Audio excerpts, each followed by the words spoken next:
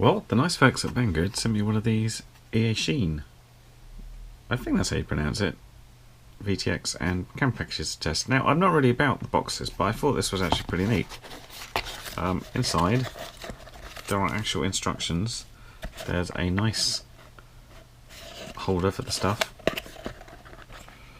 And on the back, it actually tells you the frequencies of everything.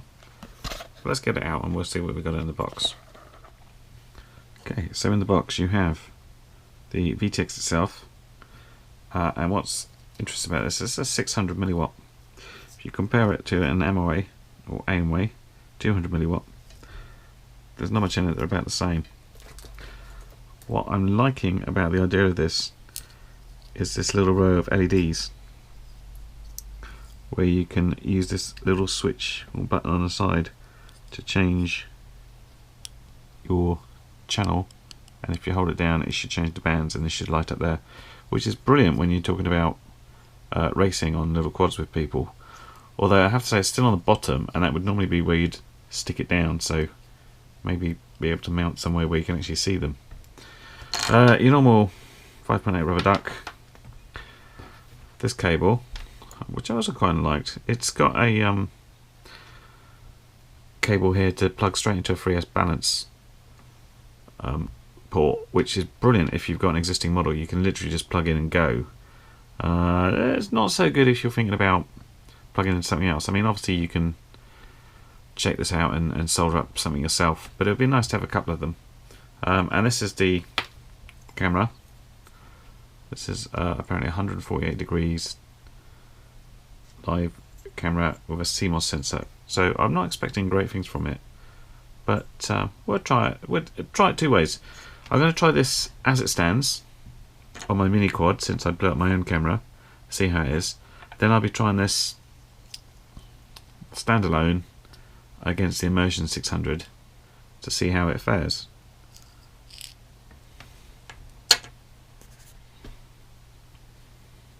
Well, before I stick on the quad, as I've got a receiver here and a LiPo here, I thought I'd check to see how easy it is to work out what channel you're on and how to change it. So let's plug this in. And we are on band E, so I'm looking at this off there, and channel 1. So I need to be band F, which should be a case of holding this down. Yeah, band F, channel 1. Gets me a picture. That was quick. Seems to work okay.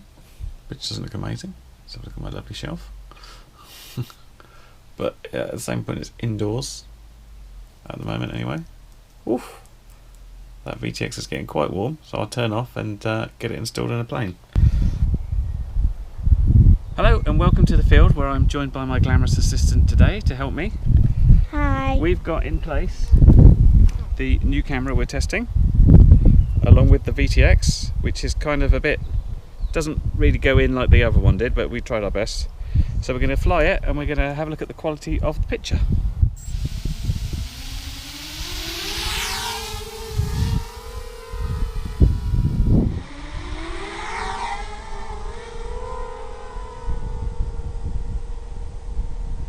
Okay. No, well, I'm looking for the deer just in case it's still there.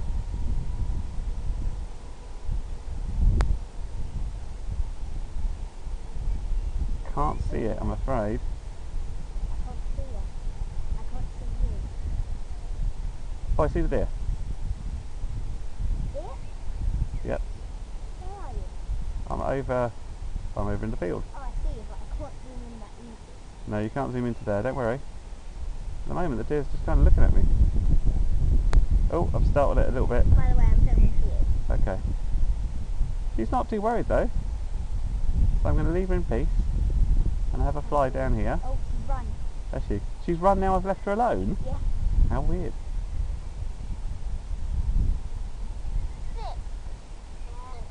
Okay, so I'm going to try and do a bit of a close pass as we come around.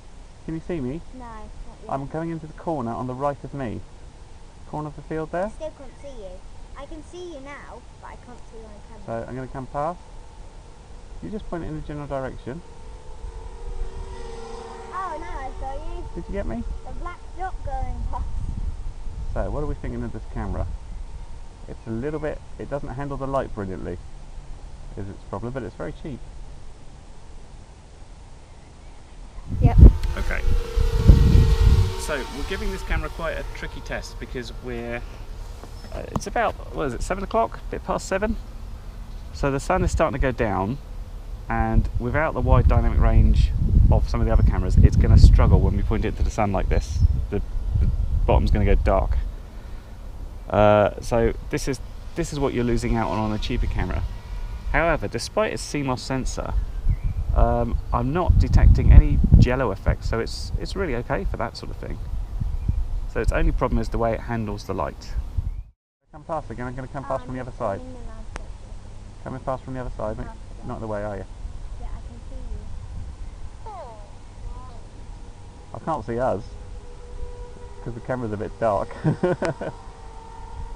So is there anybody?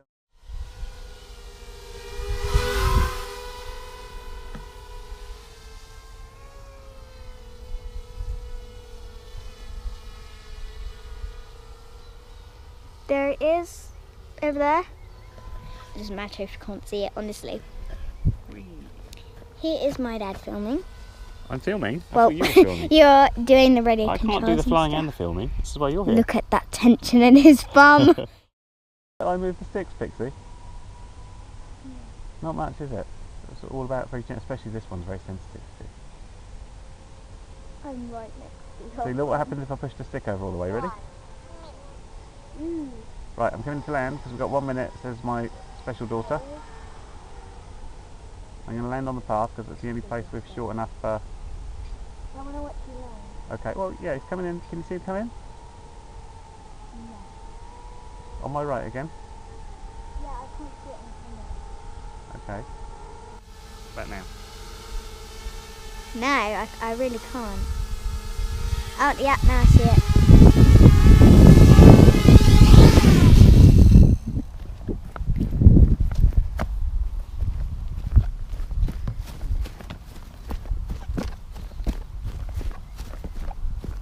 How'd it look? Well, that was a pretty good first lipo, but things got a bit weird on the second. We plugged it in initially and I had no picture. Assuming I might have knocked the channel change button, I checked the other channels on my goggles and I found I had a picture on channel 3. Something seemed a bit off though. I took off and sure enough the signal pretty much disappeared. I spent a long time checking the channels via the goggles, via the button on the VTX, but I just couldn't get a solid picture.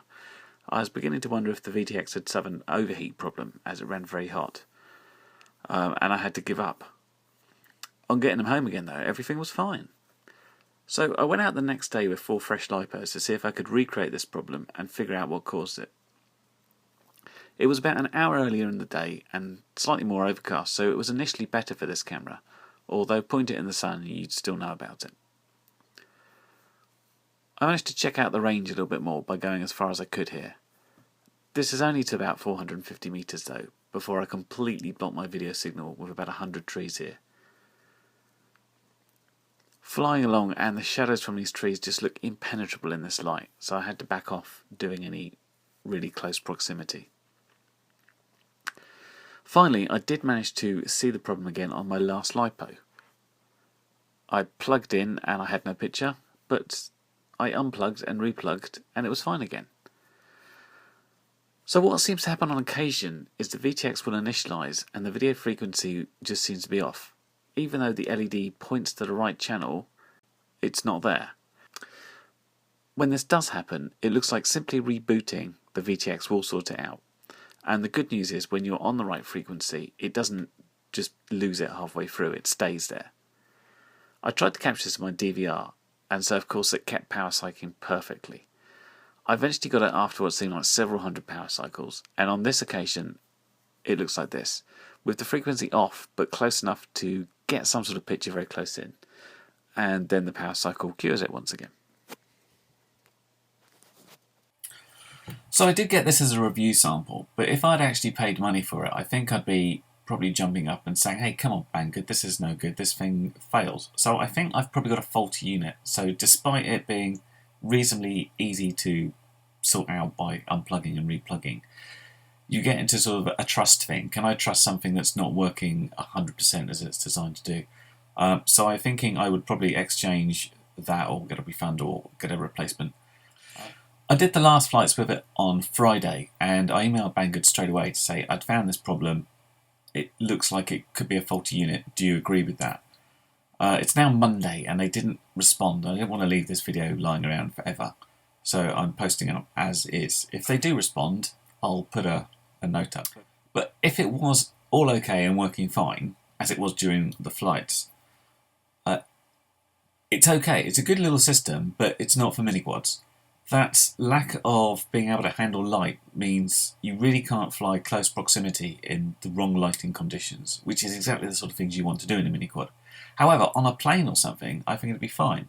So what I did, I quickly knocked up a little sort of backpack idea for it, where it sits on there.